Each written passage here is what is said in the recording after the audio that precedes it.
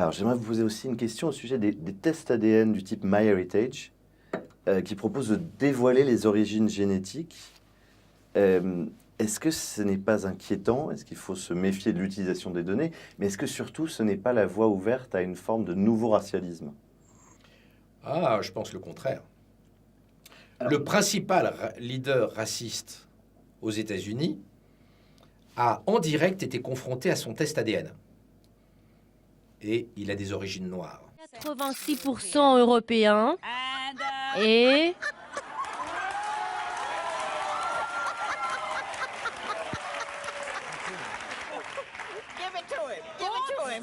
et 14% d'Afrique subsaharienne. Attendez un peu. Attendez.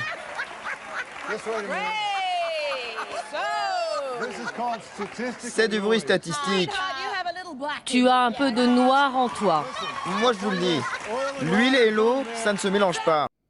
Je trouve que c'est une leçon pour les racistes extraordinaires de voir l'importance de nos métissages.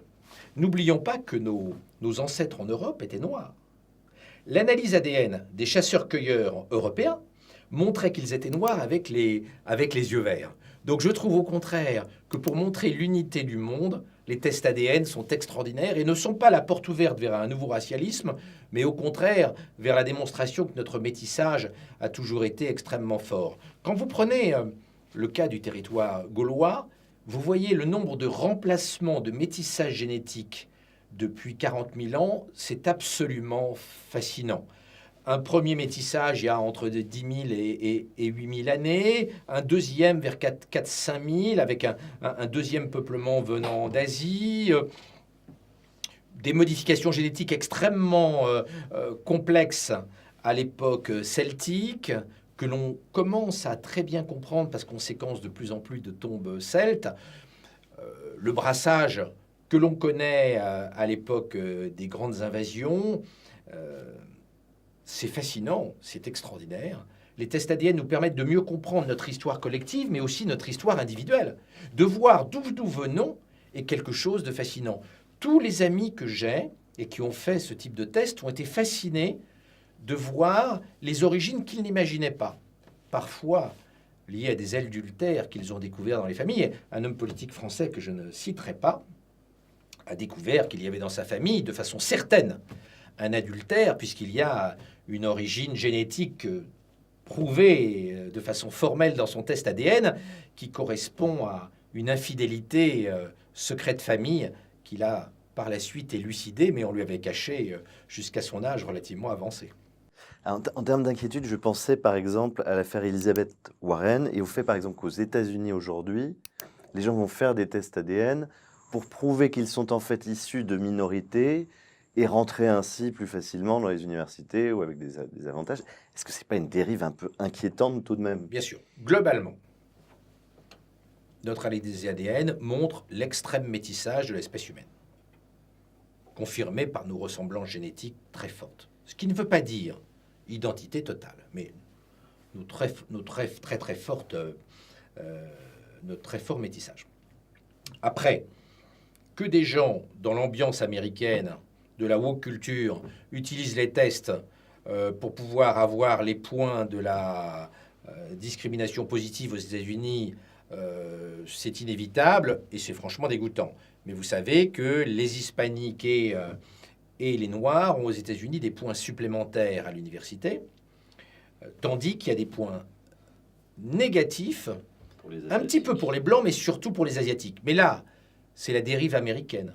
C'est la rencontre d'une technologie, l'ADN, plutôt positive pour montrer l'unicité de l'espèce humaine, qui est dévoyée du fait de la folie de la woke culture. Justement, quelle est l'idéologie qui vous inquiète le plus pour les années à venir? Cette woke culture qui commence à infuser en France? Moi, franchement,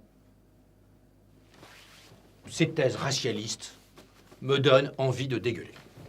C'est-à-dire de voir au moment où la France profonde était moins raciste que jamais, dans un pays où les mariages mixtes ont toujours été importants, de voir des gens interdire des réunions syndicale, étudiante, aux hommes, aux hétéros, aux blancs, aux chrétiens et aux juifs, pour faire des réunions réservées aux musulmans, aux noirs, aux arabes, ça me dégoûte.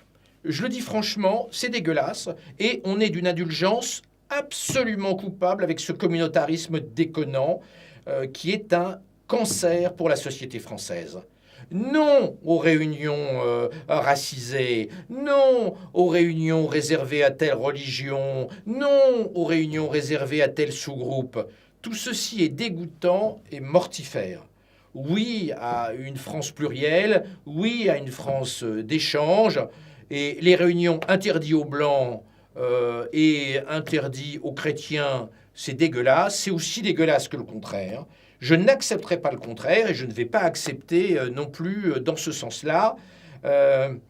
Mais l'idée qu'avait la gauche caviar, que le monde arabo-musulman et le monde noir n'étaient pas racistes était une idée raciste.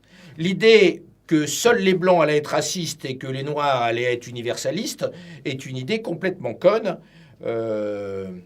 Le Rwanda nous l'a montré. On a même des combats ethniques intra-raciaux d'une violence inouïe, mais pas plus violents que la guerre de 14 entre les Allemands et les Français, qui à l'époque étaient qualifiés par les historiens comme deux races différentes. Les batailles entre la France et l'Allemagne ont été qualifiées par les historiens de batailles entre races, de même nature que la bataille entre les Tutsis et les Hutus dans le Rwanda des années 90.